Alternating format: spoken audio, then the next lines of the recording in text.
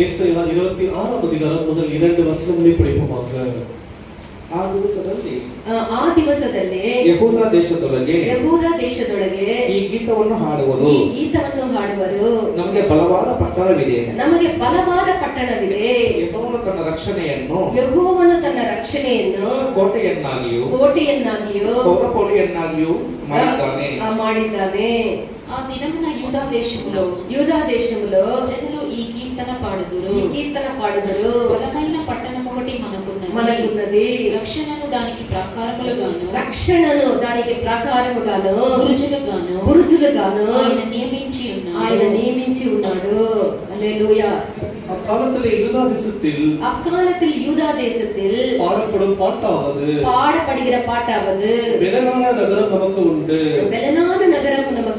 ரட்சிப்பே அதற்கு மதிலும் அருணமாக ஏற்படுத்துவார். சத்தியத்தை கைக்கொண்டுகிற வருகிற நீதியுள்ள ஜாதி உள்ளே பிரவேசிப்பதற்காக வாசல்களே திறவுங்கள். పోదు యూదా దేశమందు ఒక కీర్తన పాడుదురని ఒక వాక్యములో మనం చూస్తూ ఉన్నాము. యూదా దేశத்திலே ஒரு பாட்டை பாடுவார்கள் என்ற வசனத்திலே படிக்கிறோம். ఈ యొక్క వాక్యాన్ని మనం చదివినట్లయితే ఈ వచనத்தை படிப்போம். ఈ వాక్యాన్ని మనం బాగా అర్థం చేసుకున్నట్లయితే ఈ వచనத்தை మనం புரிந்துకొల్లోம் என்று சொன்னால் దేవుని స్తుతించి ఆయనందు సంతోషపడవారికి దొరికేటటువంటి జయము లేదా విడుదల గురించి ఇక్కడ మనం చూస్తూ ఉన్నాము. கர்த்தருக்குள் மகிழ்ந்து களிகொண்டு அவர் பலனை அடைந்து அவர் ஜெயப்படுவதை குறித்து இங்க சொல்லப்படுகிறது. கர்த்தரை துதிக்கிறவர்களுக்கு கிடைக்கிறதான ஜெயத்தையும் விடுதலையை பற்றி இங்க சொல்லப்பட்டிருக்கிறது. దేవుని స్తుతించే వారికి దొరికేటటువంటి విడుదల గురించి జయాన్ని గురించి ఇక్కడ చెప్పబడి ఉన్నది. யாரெல்லாம் கர்த்தரை துதிப்பார்களோ அவர்களுக்கு கிடைக்கிற பலன் இந்த ஜெயத்தை குறித்து இங்க வசனம் சொல்லுகிறது. యూదా మనము గత వారములోనే చూసి ఉన్నాము కొంతగా. యూదా అనగా స్తుతి స్తోత్రం అనే అర్థము. యూదా ఇది గురించి మనకు ఆల్రెడీ కొంచెం படித்திருக்கிறோம். యూదా என்று சொன்னால் துதி స్తోత్రం என்ற అర్థం. జయాన్ని పొందేదానికి మనం ఈ యొక్క యూదా సంతతి వారు ఆయన దేశాన్ని మొదటగా దాటవలసి ఉండే. ಅವರು ಜೀವನపడికి మొదలవద దేశத்தை அவர்கள் தாண்ட வேண்டியதா இருந்தது. ఎవరైతే విశ్వాసము కలిగి దేవుని స్తుతించుదరో யாரெல்லாம் விசுவாசத்தோட கர்த்தரை துதிப்பார்கள் ఎవరైతే విశ్వాసము కలిగి దేవునికి కీర్తనలను పాడుదరో யாரெல்லாம் விசுவாசத்தோட கர்த்தருக்கு பாட்டுகளை பாடுவார்கள் జయాన్ని పొందుదురో அப்படிப்பட்டவர்கள் ஜெயத்தை பெறுவார்கள். విశ్వాసము కలిగినటువంటి ప్రజలుగా ఉండుటకు దేవుడు మనల్ని పిలిచి ఉన్నాడు. நம்ம విశ్వాసముల ప్రజలుగా ఉండుటకు కర్త நம்மை அழைத்திருக்கிறார். మనకు దేవుని మీద ప్రేమ తగ్గిపోయినప్పుడు కర్త మీద நமக்கு அன்பு குறையும்போது మనము విశ్వాసములో కూడా తగ్గిన వాళ్ళుగా సందేహం అనేటువంటి సందేహపడేవాళ్ళగా మారిపోదుము. విశ్వాసని కుறைந்த போகிறவர்களாய் நாம் அவிதமாக கர்த்தர் மேல் సందేహப்படுகிறவர்களாய் மாறிடுவோம். ఆయన్ని ప్రేమించేవారు அவரை நேசிக்கிறவர் తాము దేవుని పైన పెట్టినటువంటి విశ్వాసంలో మరి ఎక్కువగా నానాటికి వర్ధిల్లిపోతూ ఉందరు. కర్తర్ మేల్ வைத்த విశ్వాసத்துல இன்னுமாக அதிகமாக அவர் விருத்தி அடைந்து போவார்கள். మనం చదివినటువంటి ఈ వాక్యములో இந்த వచనத்திலே ఒక బలమైనటువంటి పట్టణాన్ని గురించి మనం చదువుతూ ఉన్నాము. பெரிய ஒரு பலமான பட்டணத்தை குறித்து படிக்கிறோம். ఈ బలమైనటువంటి పట్టణముని ఒక వ్యక్తికి లేదా సంఘమునికి పోల్చవచ్చు. ఈ బలమైన పట్టణத்தை ஒரு சபைக்கு அல்லது ஒரு மனிதனுக்கு ஒப்பிட்டு சொல்லலாம். ఒక పట్టణముగా మన జీవితము గోడతో పట్టణము దేనితో కాపాడబడుతుందంటే గోడతో కాపాడబడుతుంది. ஒரு பொதுவாக ஒரு பட்டணம் நகரம் இருக்கிறது சொன்னால் அதை சுற்றிலும் மதில்கள் இந்த சுவர்கள் இருக்கும் அதனால அது காப்பாற்றப்படும். ఆ ప్రాకారముతోనే ఈ పట్టణమైనది కాపాడబడుతుంది. அப்படியே அந்த சுவர்கள் மூலமா தான் அந்த நகரம் అనేది కాపాడబడుతుంది. 25వ అధ్యాయం 28వ వాక్యాన్ని చదవండి. నీతిమొழிகள் 25వ అధ్యాయం 28వ వచనం படியுங்கள். ಆತ್ಮವನ್ನು ಸ್ವಾಧೀನ ಮಾಡಿಕೊಳ್ಳದವನು ಗೋಡೆ ಬಿದ್ದ ಹಾಲೂರಿಗೆ ಸಮಾನ. ಗೋಡೆ ಬಿದ್ದ ಹಾಳು ಬಿದ್ದ ಊರಿಗೆ ಸಮಾನನು. ప్రాకారము లేక పాడైన పురము ఎంతో తన మనస్సును అణుచుకొనలేని వాడు అంతే. ఆ ప్రాకారము లేనటువంటి యొక్క పురమైనది ఏ విధముగా ప్రాకారము లేకపోతే అది పాడైపోతుందో మనసును అణుచుకోలేని వాడు కూడా ఆ విధముగానే అయిపోవునని ఇక్కడ వాక్యములో చూస్తూ ఉన్నాము. இந்த மதில் இடிந்த நகரமானது எப்படி பாழாய் போய்விடுமோ தன்னுடைய ஆவி அடக்காத மனுஷனும் அப்படியே பாழாய் போவான் என்று வசனம். మన జీవితాన్ని జాగ్రత్తగా చూసుకోవాలి. మనం దేవునితో సరిగా జీవిస్తూ ఉన్నామా లేదా అన్నది మన జీవితాన్ని అప్పుడప్పుడు పరీక్షించి చూసుకోవాలి. మనం సత్యాన్ని ప్రేమించి సత్యమందు నిలబడి ఉండాలి.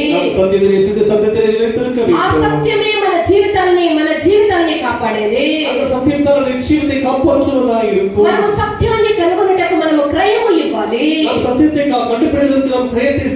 మనము సత్యాన్ని తెలుసుకునేదానికి మనము క్రయమును విలువని ఇవ్వాలి. ఇవ్వాలి. நாம் సత్యத்தை அறிந்து கொள்ளும்படிக்கு நாம் கிரயத்தை செலுத்த అప్పుడే வேண்டும். దాని యొక్క విలువ ఇచ్చినప్పుడే దాని యొక్క వెలచ్చినప్పుడే దాని యొక్క విలువ ఎంత అనేది తెలుస్తుంది. நாம் கிரயத்தை கொடுத்தால் மாத்திரமே அதனுடைய விலை மதிப்பு என்ன நமக்கு தெரியும். ఉచితముగా వచ్చిన దానికి ఏ ఒక్క విలువ ఉండదు. பாருங்கள், இலவசமாக வாங்கும்போது அதனுடைய விலை நமக்கு தெரியாது. క్రయం ఇచ్చినప్పుడు దాని యొక్క విలువ ఏమనేది అది అర్థమవుతుంది. நாம் கிரயத்தை செலுத்தும் போது மாத்திரமே அதனுடைய மதிப்பு நமக்கு தெரியும். సామెతలు 23వ అధ్యాయం 23వ వాక్యాన్ని చదవండి.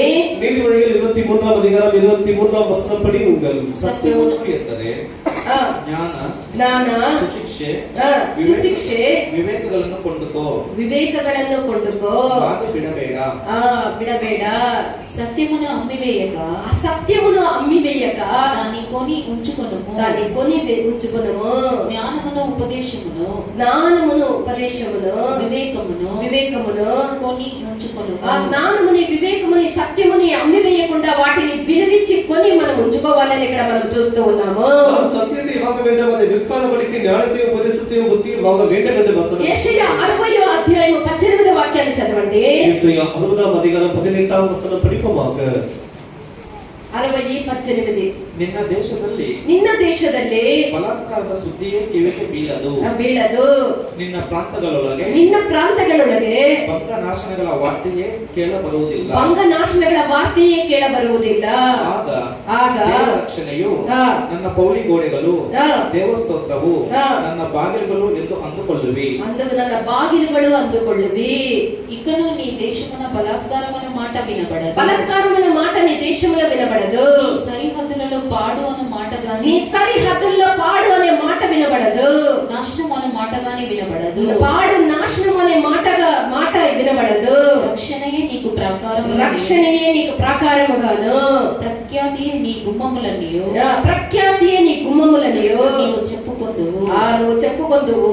హల్లెలూయా. దేవుని యొక్క ఆశీర్వాదములో ఎలాంటి వ్యర్థమైనటువంటి నాశనములో మోసములో ఇవి ఉండదు. அவர்கள் கர்த்தருடைய ஆசீர்வாதத்தில் எப்படிப்பட்ட அழிவோ நாசமோ மோசமோ இருக்காது. నిజముగా మనము దేవునితో కూడా సరిగ్గా నడిచినట్లయితే நாம் உண்மையாக கர்த்தரோடு சரியாக நடப்போம் என்று మనము சொன்னால் ఆశీర్వదించబడినటువంటి జనముగా ఉంటాము. ஆசீர்வதிக்கப்பட்ட ஜனமாய் మనము இருப்போம். అందరితో మనం సమాధానముగా ఉండగలము. எல்லாரோடும் சமாதானமாய் இருக்க మనము முடியும். నిజముగా దేవునితో నడిచినట్లయితే మనము అందరితో సమాధానముగా ఉండగలము. உண்மையாக எல்லாரோடும் கர்த்தரோடு நடப்போம் என்று சொன்னால் எல்லாரோடுமே சமாதானமாய் ఎందుకనగా நடப்போம். మనమందరము కూడా యెరూషలేమై ఉన్నాము.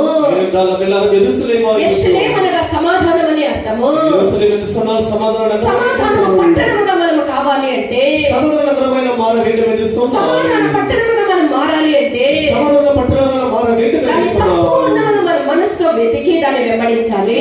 పూర్వமாக அதை நாம் தேடி அதை கண்டுபிடிக்க வேண்டும். దాని యొక్క గోడలు రక్షణగాను, அதனுடைய மதில்கள் ரட்சிப்பேன், దాని యొక్క ద్వారములు స్తోత్రముల్ని చూపిస్తూ ఉన్నది. அதனுடைய வாசல்கள் துதி என்று சொல்லப்படுகிறது. గోడ రక్షణని, దాని యొక్క ద్వారములు స్తోత్రముల్ని చూపిస్తూ ఉన్నది. மதில்கள் ரட்சிப்பையும் வாசல்கள் துதி என்று சொல்லப்படும். 18వ వాక్యం చదవండి. 18వ వాక్యం ఇప్పుడు చదివిన ఆ వాక్యాన్ని. ನಿನ್ನ ದೇಶದಲ್ಲಿ ಬಲಾತ್ಕಾರದ ಸುದ್ದಿಯೇ ಕಿವಿಗೆ ಬೀಳದು. బలాత్కార్య సుద్దియే కివిಗೆ బీಳదు. ನಿನ್ನ ಪ್ರಾಂತಗಳೊಳಗೆ ಭಂಗನಾಶನಗಳ ವಾರ್ತೆಯೇ భంగనాశనಗಳ వార్ತೆಯೇ ಕೇಳಬರುವುದಿಲ್ಲ. ఇకను అది కాదమ్మా, రక్షణయే నీకు ప్రాకారములు, రక్షణయే నీకు ప్రాకారముగాను, ప్రఖ్యాతియే నీ గుమ్మములనియు, ప్రఖ్యాతియే నీ గుమ్మములనియు చెప్పుకొందువు. హల్లెలూయా. దేవుడు మనల్ని తన పరిశుద్ధమైనటువంటి బలమైనటువంటి రక్షణ పట్టణముగా ఆయన మనల్ని మార్చగోరుచూ ఉన్నాడు.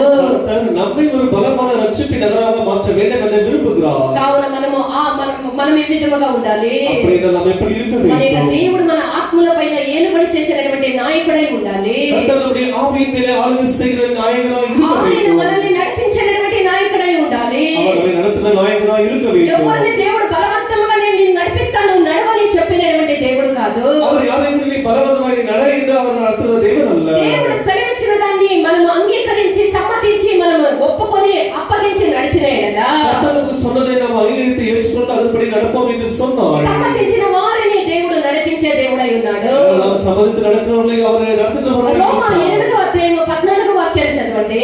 ரோமர் 8ஆம் அதிகாரம் 14ஆம் வசனம் படிப்போமாக. ಯಾರು ದೇವರ ಆತ್ಮನಿಂದ ನಡೆಸಿಕೊಳ್ಳುತ್ತಾರೋ, ಯಾರ್ಯಾರು ದೇವರ ಆತ್ಮನಿಂದ ನಡೆಸಿಕೊಳ್ಳುತ್ತಾರೋ ಅವರು ದೇವರ ಮಕ್ಕಳು. ಅವರು ದೇವರ ಮಕ್ಕಳು. ఎవరంతా దేవుని యొక్క ఆత్మ వల్ల నడిపించబడతారో వాళ్ళు దేవుని యొక్క పిల్లలు అని పిలువబడతారు.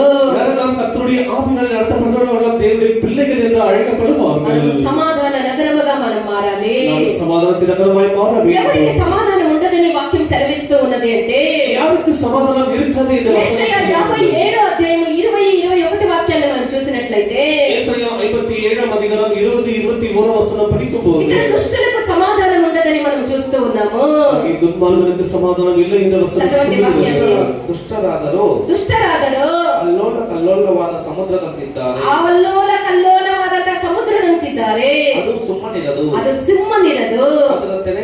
ಅದರ ತೆರೆಗಳು ಕೆಸರನ್ನು ಬುರುದೆಯನ್ನು ಕಾರುತ್ತಲೇ ಇರುತ್ತದೆ. ದುಷ್ಟರಿಗೆ ಸಮಾಧಾನವೇ ಇಲ್ಲವೆಂದು ದುಷ್ಟರಿಗೆ ಸಮಾಧಾನವೇ ಇಲ್ಲವೆಂದು ನನ್ನ ದೇವರು ನುಡಿಯುತ್ತಾನೆ. ನನ್ನ ದೇವರು ದುಷ್ಟರಿಗೆ సమాధానం ఉండదని దేవుడు సెలవిస్తూ ఉన్నాడు. దుర్మార్గులకు సమాధానం இல்லை என்று అంతేకాదు ఆ దుష్టులు వాళ్ళు మౌనముగా ఉండరు. సముద్రముని అల్లోల కల్లోలం చేస్తారు. బురదను దాన్ని అంతయు కూడా నెట్టే విధముగా వాళ్ళు కూడా యొక్క దుష్టులు కూడా ఉంటారు. சமுத்திரம் எப்படி கொந்தளி தனக்குள்ள அழுக்கு மண்ணை எல்லாம் கிளறிவிடுமோ அப்படி தங்களுக்குள்ள அப்படியே அந்த கொந்தளித்து கொண்டிருப்பார்கள் துர்மார்கர். వాళ్ళకి సమాధానం ఉండదు. ఇతరులని వాళ్ళు సమాధానముగా పెట్టరు. ఇతరులని వాళ్ళు సమాధానముగా ఉండనివ్వరు. துன்மார்கள் தாங்களும் சமாதானமாய் இருக்க மாட்டார்கள், மற்றவர்களும் சமாதானமாய் இருக்க மாட்டார்கள். దుష్టులు అంటే யார் இந்த துன்மார்கள் என்று சொன்னால் సత్యాన్ని తెలుసుకొని కూడా సత్యத்தை தெரிந்து கொண்டும் கூட సత్యముని తెలుసుకొని కూడా సత్యముని విషయమైనటువంటి గ్రహింపు కలిగిన వాళ్ళగా ఉండి కూడా దాన్ని అనుసరించి నడిచేదానికి నిరాకరించే వాళ్ళే దుష్టులు. இது சத்தியம் என்று அறிந்த பிறகு கூட சத்தியத்தை பின்பற்றி நடக்காத மனமில்லாதவர்களே துன்மார்கள் என்று அழைக்கப்படுகிறார்கள். స్వార్థపరులుగా ఉండి அவர்கள் சுயமுள்ளவர்களாய் இருந்து తమ జీవితంలో దేవుడు క్రియ చేసేదానికి అప్పగించే తమ జీవితాన్ని అప్పగించిన వాళ్ళగా ఉందరు. கர்த்தர் தங்களுக்கு கிரியை செய்யும்படிக்கு தன்னுடைய ஜீவித்தை ஒப்புக் கொடுக்காதவர்களாய் இருப்பார்கள். దేవుని యొక్క పట్టణముగా ఉండాలి. కర్తరుடைய పట్టణముగా బలమైనటువంటి దేవుని యొక్క పట్టణముగా మార్చే కొన్ని విషయాల గురించి మనం చూసినట్లయితే బలమైన కర్తరుடைய నగరమై మారే சில விஷயங்களை நாம் பார்ப்போம் என்று சொன்னால் అది మన తలుపులను గోడల్ని భద్రపరచాలి, సరి చేయాలి. நம்முடைய கதவுகளை தாழ்பாளை நாம் భద్రపడత வேண்டும். నెహెమ్యా 1వ అధ్యాయం 3వ వాక్యాన్ని మనం చూసినట్లయితే నెహెమ్యా 1వ అధ్యాయం 3వ వాక్యం. నెహెమ్యా 1వ అధ్యాయం 3వ వచనం படிப்போமாக. ನಾನು ಅವರ ಹತ್ತಿರ ವಿಚಾರಿಸುವಲ್ಲಿ ಅವರು ನನಗೆ ಸೆರೆಯವರಿಗೆ ತಪ್ಪಿಸಿಕೊಂಡು ಆ ಸಂಸ್ಥಾನದಲ್ಲಿ ವಾಸಿಸುತ್ತಾ ಇರುವವರು ಮಹಾ ಕಷ್ಟ ನಿಂದೆಗಳಿಗೆ ಒಳಗಾಗಿದ್ದಾರೆ. ಯೆರೂಸಲೇಮಿನ ಪೌಳಿಗೋಡೆಯು ಕೆಡವಲ್ಪಟ್ಟಿರುತ್ತದೆ. ಯೆರೂಸಲೇಮಿನ ಪೌಳಿಗೋಡೆಯು ಕೆಡವಲ್ಪಟ್ಟಿದೆ. ಅದರ ಬಾಗಿಲುಗಳು ಬೆಂಕಿಯಿಂದ ಸುಡಲ್ಪಟ್ಟಿವೆ ಎಂದು ಹೇಳಿದರು. ಯೆರೂಸಲೇಮಿನ ಬಾಗಿಲು ಮುರಿದು ಹೋಗಿ ಅದರ ಕದಗಳು ಬೆಂಕಿಯಿಂದ ಸುಡಲ್ಪಟ್ಟಿವೆ ಎಂದು ಹೇಳಿದರು. వారు చెరపట్టబడిన వారిలో శేషించిన వారు ఆ దేశముల బహుగా శ్రమను నిందను పొందుచున్నారు. మరియు యెరూషలేము యొక్క ప్రాకారము పడద్రోయబడినది. యెరూషలేము యొక్క ప్రాకారము పడద్రోయబడి ఉన్నది. దాని గుమ్మములను అగ్ని చేత కాల్చబడినవని నాతో చెప్పింది. దాని యెరూషలేము యొక్క గుమ్మములు పడద్రోయబడి దాని యొక్క ప్రాకారములు అగ్ని చేత కాల్చబడి ఉన్నవని నాకు చెప్పినని ఇక్కడ మనం చూస్తూ ఉన్నాము.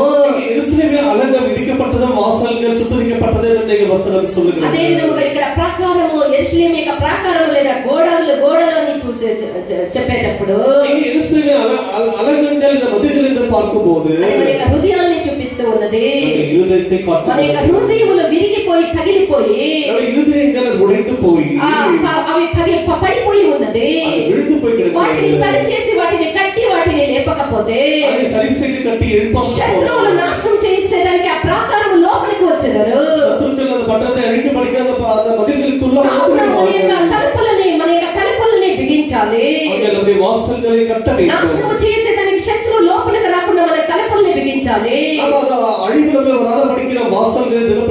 మన స్తోత్రాలే వాకిళ్ళు లేదా తలుపులు.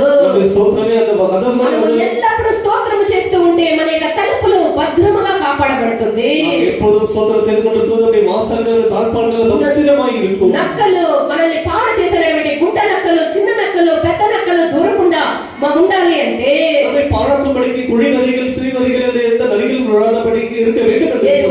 గోడల్ని పడిపోయినటువంటి మన యొక్క గోడల్ని కట్టి లేపాలి. 2వ అధ్యాయం 15వ వాక్యాన్ని మనం చూసినట్లయితే ద్రాక్ష తోటను పాడు చేసేదానికి వచ్చినటువంటి నక్కల గురించి మనం చూస్తూ ఉన్నాము. మన ద్రాక్ష తోటలో పూత పట్టి ఉన్నవి. ద్రాక్ష తోటలు పూత పట్టి ఉన్నవి. ద్రాక్ష తోటలను చేర్పు నక్కలను పట్టుకొనుడి. నక్కలను పట్టుకొనుడి.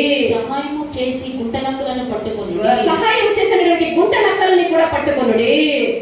హల్లెలూయా. ತೋಟಗಳನ್ನು ಹಾಳು ಮಾಡುವ ತೋಟಗಳನ್ನು ಹಾಳು ಮಾಡುವ ನರಿಗಳನ್ನು ಹಿಡಿಯಿರಿ. ನರಿಮರಿಗಳ ತೋಟವನ್ನು ಹಾಳು ಮಾಡುವ ನರಿಮರಿಗಳನ್ನು ಹಿಡಿಯಿರಿ. ನಮ್ಮ ತೋಟಗಳು ಹೂವಾಗಿವೆ. హల్లెలూయా. మన తోటని పాడు చేసినటువంటి ఇక సైతాన్ని నక్కల రూపంలో వచ్చినటువంటి ఆ సైతాన్ని మనం పట్టుకోవాలంటే మన యొక్క ప్రాకారం ఉండేటువంటి తలుపులు గట్టిగా ఉండాలి. தோட்டங்களை திராட்சை தோட்டங்களை அழிக்கும்படிக்கு கெடுக்கும்படிக்கு வருகிறதான இந்த சாத்தானாகிய குழிகளில் சிறுகளை நம்ம அழிக்க வேண்டும் என்று சொன்னார். మన జీవితాలు కాపాడబడటకు దేవుడిచ్చినటువంటి బోధనలతో మనం నడిపించబడాలి. జీవితాన్ని కాపాడబడికి కర్తవ్య நம்முடைய బోధనలు మనం కాపాడబడాలి. విశ్వాసము నిరీక్షణ అనేటువంటి మన యొక్క తలుపుల్ని మన యొక్క ప్రాకారాన్ని భద్రపరచాలి.